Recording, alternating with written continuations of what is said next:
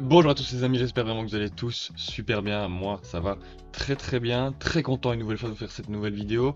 Les retours des demi-finales de Ligue des Champions. On commence par le Paris Saint-Germain face au Borussia Dortmund, le PSG qui doit renverser la situation s'ils veulent espérer une qualification en finale. Et voilà, tout simplement, on va pas plus tergiverser que ça au niveau de l'intro. N'hésitez vraiment pas à vous abonner, à liker. On a 925 abonnés, donc franchement, n'hésitez pas. On est bientôt aux 1000. Il y a encore plus ou moins sur la chaîne 90% des personnes qui regardent les vidéos sans être abonnés. Donc franchement, les gars, c'est gratuit. Ça soutient la chaîne. Que demander de plus? Voilà, rien. Donc voilà, franchement, n'hésitez pas. N'hésitez pas aussi à me dire votre pronostic pour ce gros match de LDC. Franchement, ça risque d'être très sympa, surtout au vu du match aller. Donc voilà, tout simplement. Comme j'ai dit, mardi 7 mai à 21h, on connaîtra déjà le premier finaliste de cette Ligue des Champions 2023-2024. Donc ça quand même, c'est plutôt excitant. Donc voilà, le premier match qui s'était tourné à l'avantage de Dortmund, hein, au Signal Iduna Park, grâce à un but de Füllkrug à la 36e. Franchement, Dortmund qui a été très impressionnant et plutôt bon sur ce match, franchement, grâce aussi à Sancho qui a été très bon. Mais c'est surtout aussi une très mauvaise performance du PSG qu'on n'a pas beaucoup vu, qu'on n'a pas reconnu cette saison. Franchement, ils sont ils sont bien passés à côté de leur match, j'ai l'impression. Donc j'espère qu'ils vont au moins se remettre à niveau pour avoir une meilleure demi-finale un peu plus disputée et pourquoi pas avoir un peu plus de suspense. Ça pourrait être vraiment très cool. Mais bon, voilà, on verra bien en tout cas. Et ouais, franchement, Dortmund qui recrée encore une fois la surprise. Et voilà, au niveau des stats, bon, c'est plus ou moins équivalent. Je dirais plus quand même un petit avantage sur Dortmund qui a été un peu plus dominant et euh, un peu plus dangereux, j'ai envie de dire, notamment grâce à un Sancho sur son côté droit, sur Nuno Mendes qui a été vraiment excellent, avec 12 dribbles réussis. Et donc voilà, c'est vrai que le PSG à un moment donné double poteau, mais sinon au-delà de ça, il n'y a pas eu grand-chose d'autre au niveau des tentatives et de la dangerosité. Mis à part le double poteau, ils n'ont pas été très dangereux. Donc voilà, je pense que le match Dortmund qui gagne 1-0, c'est un match mérité au vu de ce match. J'espère que, voilà, comme j'ai dit, Paris va tout simplement remonter la pente. Mais, première chose pour dire pour les Parisiens, qui va peut-être rassurer les Parisiens, c'est que les deux dernières fois où ils se sont rencontrés, où il y a eu un match aller et un match retour, même si là, au début, c'était en phase de groupe, donc c'est un peu différent, mais il y avait quand même un match aller et un match retour.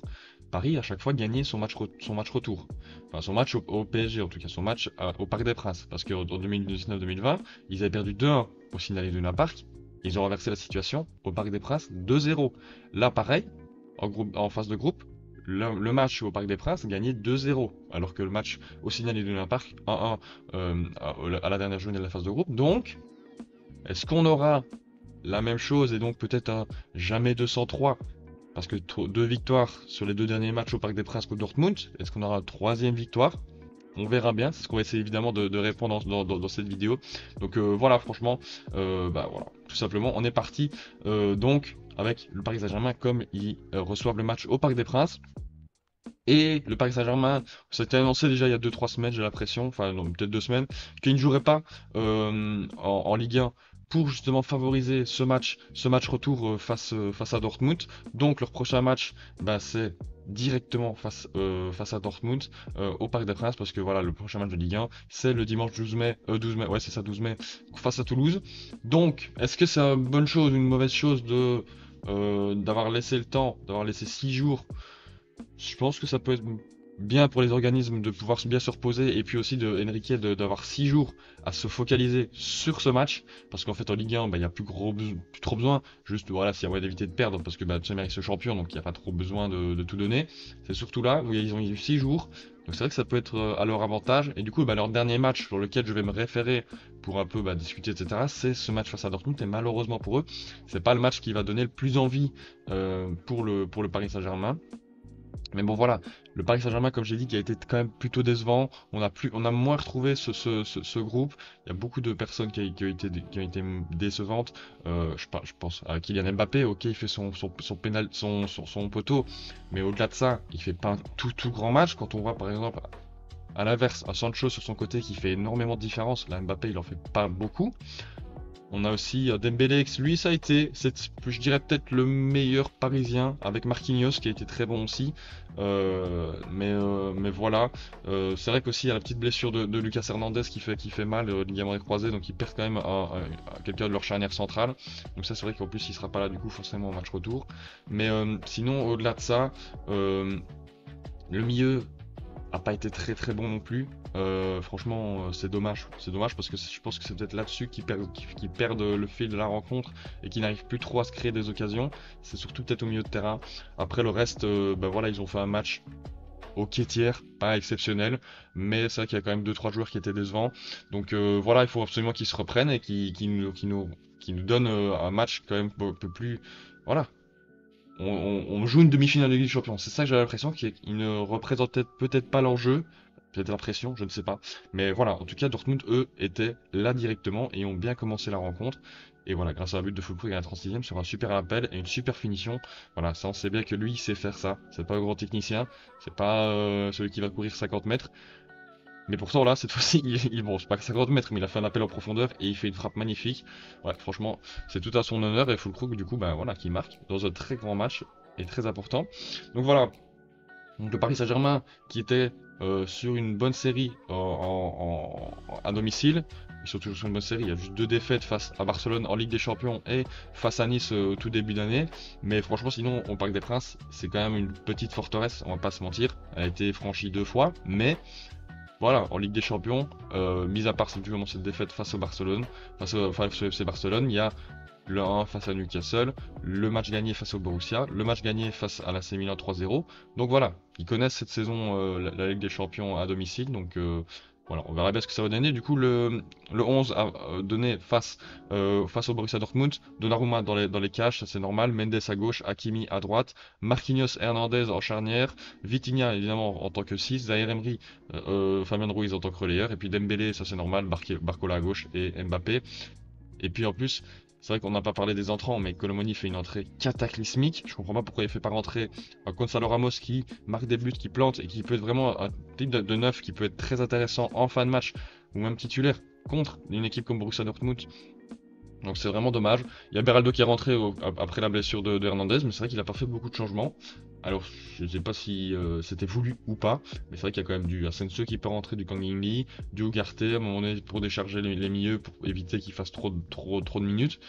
Bon voilà, c'est Enrique qui fait ses choix. Pour le moment, ça a plutôt bien fonctionné. On verra bien si ça va fonctionner au match retour. En tout cas, les blessés, bah, du coup, il y a Kipembe, Sergio Rico, Kurzawa et évidemment Lucas Hernandez, comme j'ai dit, bah, ligament croisé. Donc voilà, c'est fin de saison et même fin de saison 2024, fin d'année 2024. Voilà, on lui souhaite le meilleur rétablissement évidemment. Mais voilà, en tout cas, du coup, le PSG au niveau de la compo, bah, ça va être plus ou moins pareil, je crois. Euh, je vois pas pourquoi ça changerait. Peut-être juste Beraldo évidemment à la place de Lucas Hernandez. Je vais pas mettre un Skriniar ou Danilo Pereira avec un Marquinhos. Donc voilà, je pense que la compo va ressembler à ça. Ouais, franchement, je vois pas trop de solutions. À mon avis, au niveau du rentrant, je pense pas que Colomani rentrera cette fois-ci, au vu du match horrible qu'il nous a fait à l'aller. Je pense que là, j'espère vraiment, enfin, j'espère en tout cas qu'il va nous donner le Gonzalo Ramos. Parce que j'aurais bien envie de le voir dans un gros match comme ça, une grosse échéance, pour voir un peu ce qu'il donne et ce qu'il va aussi planter des buts. Donc, euh, donc voilà, pour le PSG, on est parti du coup du côté du Borussia Dortmund. Bah, Borussia Dortmund qui s'est rassuré. Victoire 5-1 face à Augsbourg. Ok, c'est peut-être pas la plus grosse adversité, mais ils ont fait le taf. Moukoko qui avait fait une entrée lui aussi un peu enfin pas bonne, on va pas se mentir, face au PSG. Là, il plante deux buts. Malen aussi à la 20e. Marco Reus, après justement l'annonce qu'il allait quitter le club après cette saison, après 12 ans de fidèle service au club, il a annoncé qu'il allait quitter.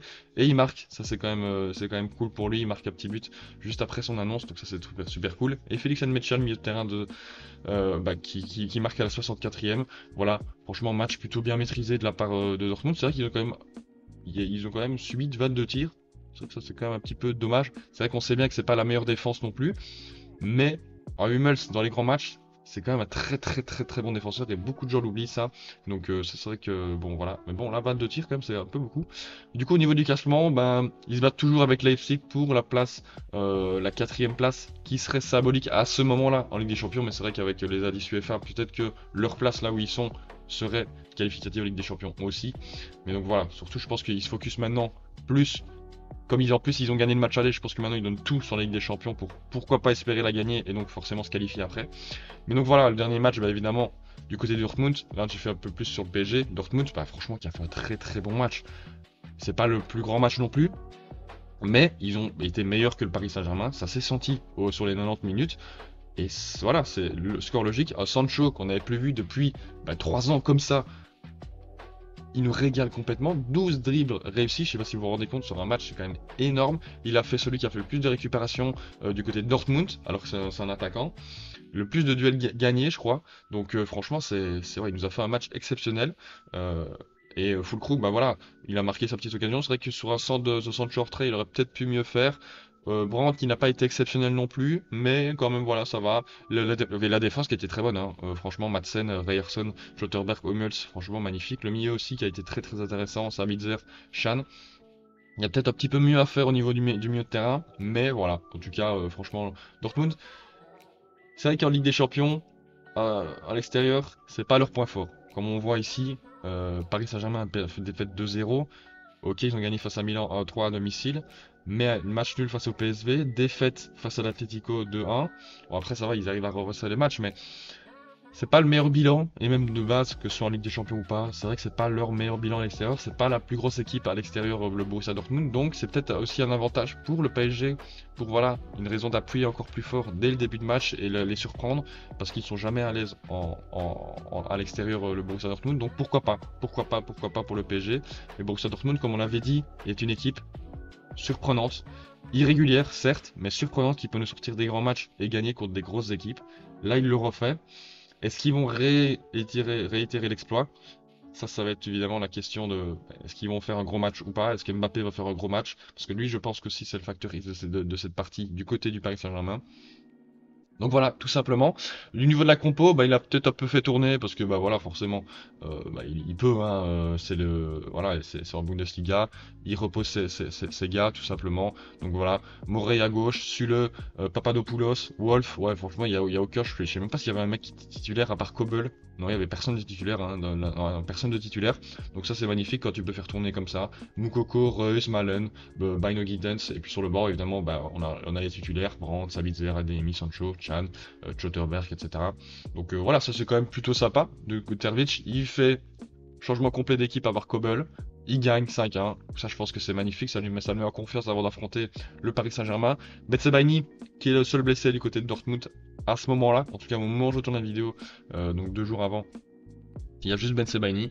Donc voilà, au niveau de la compo, je pense que ça va pas changer. J'ai juste mis, j'ai changé peut-être, j'ai peut-être laissé Reus. Je pense que Reus, ça peut être, hmm, ça peut être meilleur qu'un Brandt, je vais dire, parce que petit peu, peut-être un peu plus d'expérience et peut-être plus, c'est plus apte à subir la pression qu'un Julian Brandt dans sa balance, etc. Donc pourquoi pas le mettre, parce que voilà, ça reste toujours un joueur assez spécial, Marco Reus, franchement, il est quand même bourré de talent, il y a beaucoup de blessures, etc. Mais c'est quand même un joueur qui est très très très fort, donc pourquoi pas.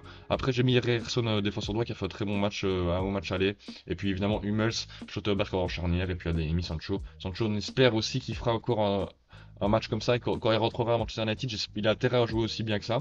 Parce que voilà, hein, ça va vite maintenant, mais bon, quand tu fais des matchs dégueulasses avec Manchester, ok, il y a peut-être les circonstances qui sont différentes. Mais vas-y, hein, donne tout maintenant, vas-y, mais quand tu reviens à Manchester, tu fais des gros matchs maintenant. Donc voilà, finalement, ça me fait plaisir de le voir jouer comme ça, mais il a intérêt à le faire évidemment quand il va revenir à Manchester United. Et donc voilà les amis, j'espère que tout simplement les deux actualités de deux équipes vous ont intéressé. Maintenant, on passe sur les séquences pronostiques. Les cotes. Ah oui, merde, j'ai oublié de les vérifier, je reviens tout de suite. Donc voilà, j'ai mis les cotes à jour, j'avais oublié, excusez-moi. Bon voilà, c'est fait, bon vous, ça a le temps d'un cut. Donc le Paris Saint-Germain à 1,45, le nul à 4,33 et Dortmund à 7,50. C'est vrai que là, ils ont une très très grosse cote Dortmund. Tout le monde voit évidemment le Paris Saint-Germain renverser la situation.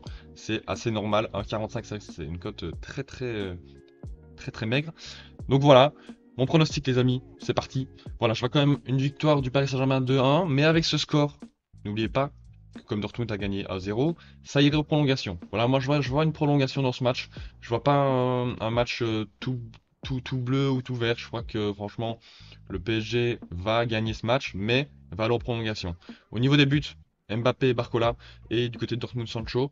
Pourquoi? Parce que je pense que le Paris Saint-Germain, sur les 45 premières minutes en tout cas, va tout donner, va faire un pressing super haut et va étouffer son adversaire.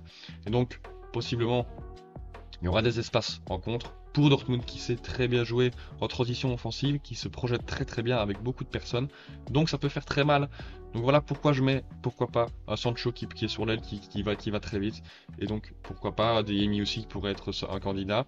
Mais voilà, en tout cas Dortmund, voilà pourquoi, voilà comment je vois le but. Côté Paris Saint-Germain, bah voilà, des attaques placées. Ça peut être aussi à un moment donné, si Dortmund rate une transition offensive, le PSG peut repartir eux en transition offensive, donc pourquoi pas, et là c'est Mbappé, Barcola, les joueurs de profondeur peuvent être très intéressants. Mais donc voilà, en tout cas pour ce match. Du coup la prolongation, voilà, parce que là je fais un peu voilà, bon je fais mon travail à 50%. Je dis juste le score, mais je dis pas le gagnant pour moi, celui qui va passer en finale.